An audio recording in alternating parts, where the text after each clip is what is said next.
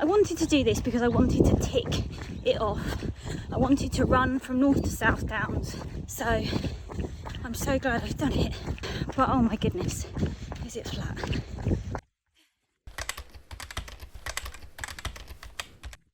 Yes, on Sunday I took part in the Downslink Ultramarathon. Now the Downslink is a 38-mile ultramarathon that runs from St Martha's Church, which is just outside of Guildford on the North Downs Way, in pretty much a straight line down to Shoreham-by-Sea. It connects the North Downs to the South Downs and then it finishes on the coast. I entered this race shortly after I DNF'd at the South Downs Way 100 in the summer, and it was something that I entered in the hope that it would give me a focus to train for once the kids had gone back to school in September. Realistically, being at the start of October, I was only going to have a few weeks to train for this race. And with my ongoing dizziness problem that I've got, which is being investigated, I really was just going to take part in this race. I wasn't going to break any records and I was just hoping to finish. We got up on Sunday morning and drove about an hour from our home in Kent over to St Martha's Church for the start of the race. If I was a church-going person, I would love to think that St Martha's is the type of church that I would go to. It is stunning.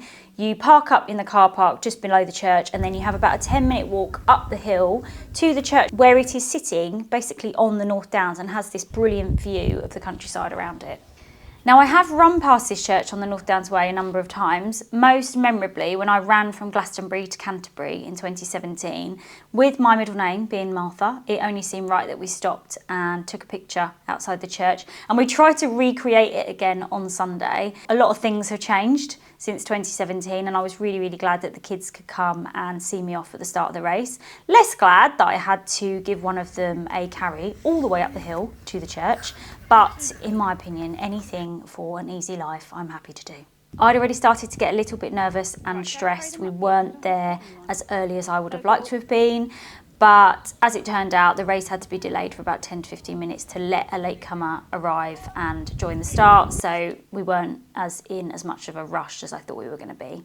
The soil around St Martha's is really sandy. It's something I remember from running around here before. So I put my running gaiters on over my trail shoes and I seemed to be the only person wearing gaiters, so I was quite smug at the start in knowing that I wasn't going to get any of the trail in my trainers as I was running along. Some runners had started in road shoes, which I thought was totally ridiculous at the start, but actually the further you got down the trail, the more you realised that actually you would be perfectly fine running this race in road shoes. It just happened that as you came off the North Downs, there were some really quite muddy sections, which people obviously got through and were probably quite grateful for the road shoes as they got onto the nice flat section further on. The first 5 miles were quite typical North Downs trails, undulating with some mud, some roots, some stony paths. But not long after that, we were on the Downslink proper and it became very flat. Flatter than I thought it was going to be. The Downslink is a long distance route that I knew about, but I didn't actually know how brilliant the trail was as a whole. It follows 2 old railway lines which are no longer in use, and so what's left behind is a brilliant wide path which there were horse riders on, cyclists, other runners and walkers. It was really lovely because it was so sunny and bright on Sunday. There was loads of people out on the path. There was loads of people saying hello, asking what we were up to and cheering us on. I just did that thing where someone said, "Well done," and they were out walking their dog. And my reply was, "Yeah, well done you." Like an idiot. As ever in a race like this, the runners eventually get quite stretched out and I was finding myself on my own quite a lot of the time. That was perfectly fine with me. I'd come with my headphones. I was expecting to be running alone for a lot of this race. So we are, I can't work it backwards. We've got 16.74 miles to go. And I can tell now that I haven't done many long runs because my legs are feeling a bit tight. My hip flexors are feeling quite tight. So I'm just having a little walk. Just had a nice potato and I'm just having a little walk for a minute. I religiously kept to my fueling plan. I was eating every 30 minutes. I was trying to get in as many carbs, as many calories as possible. I felt like I had enough energy to keep going, but what was really showing was the lack of long runs that I've been doing recently. when I look back, I actually hadn't done anything over about 14 or 15 miles since the Lakeland 50 in July. So I think it was a big push for my legs to do 38 miles off the back of that. Right, answer me this, is this weird? So as you often do on an ultramarathon, people, as you stop to walk like I am, someone will come past me, and then in 20 minutes when they stop to have a little walk break, I might overtake them, I might not, they might just be quicker than me. And there's a person who I keep toing and froing with, keeps overtaking me, and his fabric softener or washing powder smells amazing.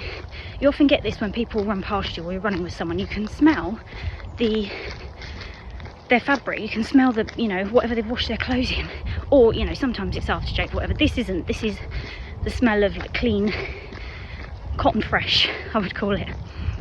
And is it weird if I ask him what fabric softener he uses? Is that weird? I mean, he's gone now, I'm probably not going to catch him. 11 miles to go. Look at those hills. So I can see hills. This has been the flattest race I've ever run that's got downs in the title. And I can see the South Downs, and I'm quite happy. We have got seven and a quarter miles to go. I don't think you can hear me here, but what I am saying is that the guy with the great smelling clothes was now behind me, and at this point I was downwind of him and I could really smell him coming towards me. I decided that it was a bit too weird for me to interrogate him on what his washing powder or fabric conditioner was. So when he overtook me again later on, like any British person, I just nodded and said hello and waved him past and never saw him again. Whee! Oh my goodness, I can't tell you how nice it is to be running downhill. This race has just been so flat. I wanted to do this because I wanted to tick it off. I wanted to run from North to South Downs. You know, I've run my whole life on the North Downs. I've run almost half of the South Downs. I'm so glad I've done it, but oh my goodness, is it flat. It was about this point that my husband Andy turned up. He was coming to pick me up and he followed me along and saw me at a few places along the route. With this race being a totally unsupported race, you can't take outside help, but they were happy for friends and family to come and just see you through certain places as long as they weren't getting in the way of the race. It wasn't long before we hit the river and I realised that we weren't far away from Shoreham-by-Sea. Despite really wanting to walk, I checked my watch and realised that actually I would probably get in under 8 hours if I got a move on. Coats had to go on. We crossed the river and ran down to the finish line, and I crossed the line in 7 hours and 56 minutes, which I was quite happy about. Considering I haven't done anything longer than 50 miles since the Lakeland 50 in July, I was really happy to finish, to get round, to have no injuries or anything, and to just have a nice day out. The Downslink is a great event. All of Sussex Trail events, in fact, are brilliant. They really know what they're doing. They are low-key, they're simple, but they just get it right. I'd really recommend this race to anyone looking for a nice flat trail ultramarathon, especially if you've maybe run a marathon and you're looking to go a bit further, but you don't want to have to deal with navigation. You're not that interested in doing anything too hilly.